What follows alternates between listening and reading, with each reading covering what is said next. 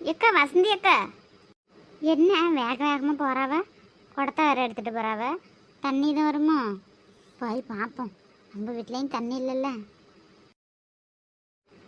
எக்கா வசந்தி அக்கா, எவ்வளோ நேரமாக கூட்டிட்டு அடைக்க நின்றுக்குக்கா? எவ்வளோ நேரமாக்கா கூப்பிட்டுட்டு பின்னாடியே அப்படி வருது? காதலே வாங்காமல் ஓடுறியே. அம்மா மூச்சு அரைக்குதுக்கா காலையிலே. அம்மா ஏம்மா என்னாச்சு? ஏன் இப்படி ஒடியார மூச்சு பிடிக்க? கூப்பிட்டு நானே நின்றுருப்பேன்ல, எதுக்கு இப்படி ஒடியார காலையிலே? ஏக்கா பைப்பில் தண்ணியாக்கா வருது? 2 நாளாக தண்ணி வரலக்கா. 2 நாளாக தண்ணி பிடிக்காம எங்கள் வீட்டில் ஒரு சொட்டு தண்ணி கிடையாது. நானும் குடத்தை எடுத்துகிட்டு வரக்கா. தண்ணி வருதா? இவ்வளோ வருத்தி நானே தண்ணி வருதா என்னன்னு பார்க்க தான் போகிறேன். இல்லைன்னா அப்படியே கோயில் பைப்பில் ஒரு உப்பு தண்ணியை பிடிச்சிட்டு வருவேன் அடி பைப்பில். அதனால தான் குடத்தை எடுத்துகிட்டு போகிறேன். எனக்கே தெரியல டி, நான் போய் பார்த்தா தான் தெரியுமா?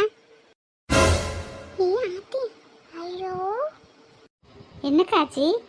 ஏன் இப்படி சாக்காய் நிற்கிறிய? என்னக்காச்சு வசந்தி அக்கா, என்னாச்சு உங்களுக்கு? அப்படியே பின்னாடி திரும்பி பாருட்டி. ஏன் என்ன ஆச்சு? ஐயோ இது என்னடி கூத்தா இருக்கு?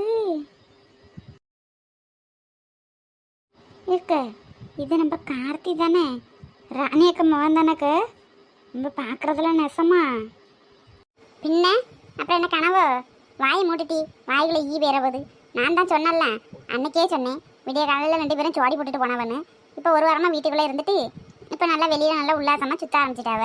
இதெல்லாம் யார் கேட்பான்? வேற வீட்டு கதையானா ராணியக்கா நல்லா ஊரே இல்லை நாட்டு சீட்டு மாதிரி போட்டிருப்பாவ.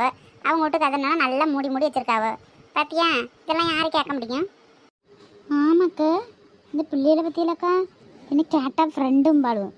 எப்படி மேலே மேலே ஏறிக்கிட்டு, எப்படி மேலே தோல் மேலே கையெல்லாம் போட்டுக்கிட்டு எப்படி பராவ பற்றியெல்லாம் என்னமோ இப்போ நேற்று கல்யாணம் ஆகி புருஷன் முண்டாட்டி மாதிரி போகிறாவ. கேட்டால் ராணியக்கா என் ஃப்ரெண்டு என் மகனுக்கு ஒன்றுமே தெரியாது அப்படிங்க.